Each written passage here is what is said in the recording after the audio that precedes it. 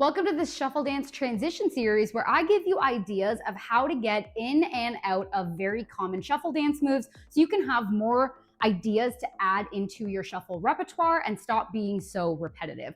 Today we're going to focus on the movement that we sometimes call the figure four or the soccer kick. Either way, it looks like this. Ha, ha. Okay, that's actually a variation. In its true form, it would just be like that. So I'm going to teach from the back, that way you know what is my right side, what is my left side. Make sure that you are practicing these sequences on both sides. That way you always have the same skills on both legs and you're never trapped focusing on getting into the perfect angle so that you can get into this, you can get into it in any way. So the first thing that you could do after your figure four, firstly, we just want to make sure we're nice and bent in the knees, make sure our core is nice and tight, and that we're really activating the hips in the figure four itself. So coming from this elevated leg position, you're going to cross over, hips are rotating, in this case to the right, and then you can untwist from here and put your hips towards the left diagonal like this. So I'm fully untwisting, and the leg that was just crossed in front is now becoming the elevated leg, and my right leg is becoming the base leg. From here, I can switch my feet and do two reverse running man elevated. So my right leg can push forward, one, pull up, and my left leg is now gonna push forward, two, pull up, and. Okay, so this is gonna look like this. One, and. I should have done the counts like that. I forgot about the figure four. Counts will be one, and right leg is gonna swoop forward, two, pull up, and now the left leg is gonna swoop forward, three, pull up, and now you're in your perch. You can get out in any way that you want. Going over that one more time, lifting that left leg in elevation into a perch or a perch variation. That way you can cross it over on 1, 5, 6, 7, 8, 1 and 2 and 3 and. So the second variation, I'm actually gonna demo from the front. I realized that I forgot to do that before. We're learning. I'm going to demonstrate this from the front, and it is going to be a twist out, a pause, and then dropping into a running man. So it's gonna look like this. 5, 6, 7, 8, 1 and 2, 3 and 4 and. So let's face the back. We're gonna do our figure four on the same leg, just that way we can keep drilling the same side and you can swap it on your own after, starting on the other side. So same thing, we're gonna start with our figure four on 1, but we're gonna drop 1, and instead of opening up with the left leg as we did before, you're actually gonna stay in this rotated position with your knees together and your right foot out behind you, ideally either flexing or pointing this toe, that way it doesn't just flop around, okay? From here we have 1, and we're gonna untwist. So my arms and my elbows are actually at my chest here, because this is gonna help me lock into position, keeping my chest forward, and then when I twist out, I am still in this position. So it's actually helping me get a little bit of leverage on the top, all right? So we're gonna cross over 1, keep those knees pinched. Our hips are now gonna turn back towards the front and notice that they've even turned a little bit more. So to that front left diagonal, but my leg has stayed attached to my base leg, okay? From here, we are going to twist out again, but we're going to twist back to the right side, and we're gonna open the knees and pull into a perch 2. Make sure you stay nice and tight in the core there, all right? Then you're gonna hold in this position for the and count. You're gonna really sharpen this, make it picture perfect. Then you're in your perch position. In this sequence, I decided to just drop down into running man because it's the easiest, but you can really go anywhere from here. You're gonna drop 3 and 4 and, or however many running mans you wanna do. Doing it slow again, elbows can pull up if you choose, shoulders down, elbows in a nice T in fists, or something equivalent where the fingers are tame. You're gonna cross over 1, untwist and, open the knee, twist 2. Is that right? Yes, hold and, drop 3 and 4 and, okay?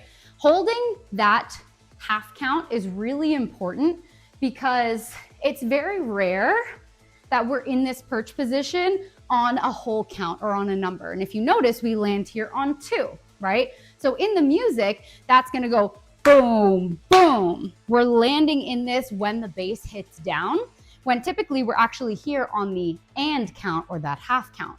So we want to hold that half count, remain in this position so we can drop into our running man open position when the beat hits again on 3. All right, doing it a little quicker.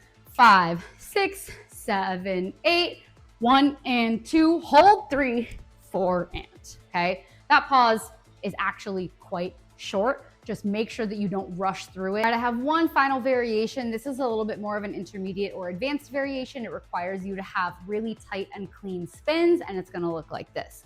5, 6, 7, 8, 1 and 2, 3, 4, 5, and so on and so forth. All right, let's go from the back.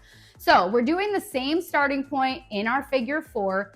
Elbows can be up at the chest. You're gonna cross over 1, you're gonna unwind back to the front, hopping back onto your onto your right leg. So 1, hop to the right, and my left leg is in front of me, nice and flexed. That way the leg is strong.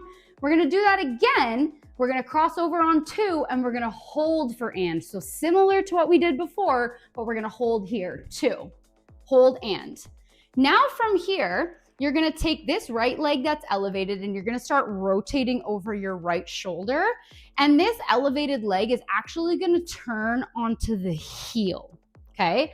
The heel can connect with the floor, but you're not gonna put any weight on the heel. It's basically just going to pop down towards the floor and then using your knee to pop up to finish the rotation in your spin, and then you can drop into your running man. So the actual counts will be 1 and 2, hold. You're gonna rotate over your right shoulder, keeping those knees close together as you kick down on a diagonal 3.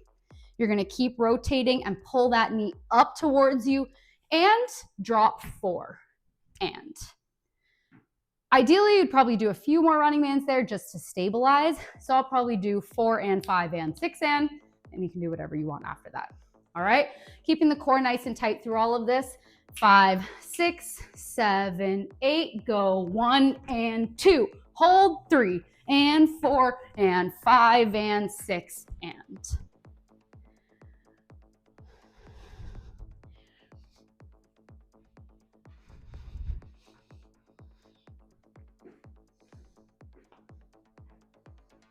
I hope that this was helpful to give you ideas of how to get out of your figure 4 or soccer kick movement. It's really important that even though I gave you some suggestions today, you don't just live and die by those, but you think how else you can figure out how to get out of this move. And more importantly, I also want to give you a homework project. Figure out 3 completely different ways to get into this move now. That way, not only are you gonna have many different exits to choose from, but you're also gonna have a lot of different ways to get into it. So your flow always feels like it is varied and like there are new things going on.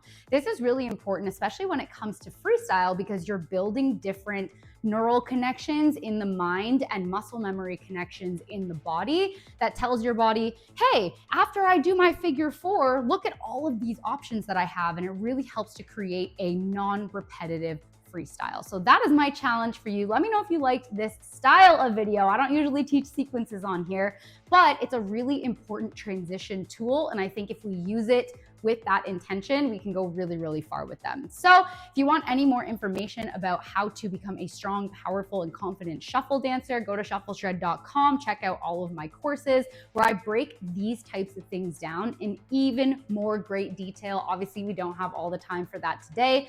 This is just to give you creative ideas, but my courses are where I'm gonna break down every technical nuance that I just went over here so that not only can you see it and grasp it in your mind, but you can fully understand and demonstrate it in your body with clean and proper technique. I will leave all the information for that inside of the caption. Make sure you subscribe and let me know what else you want to see from Shuffle Shred.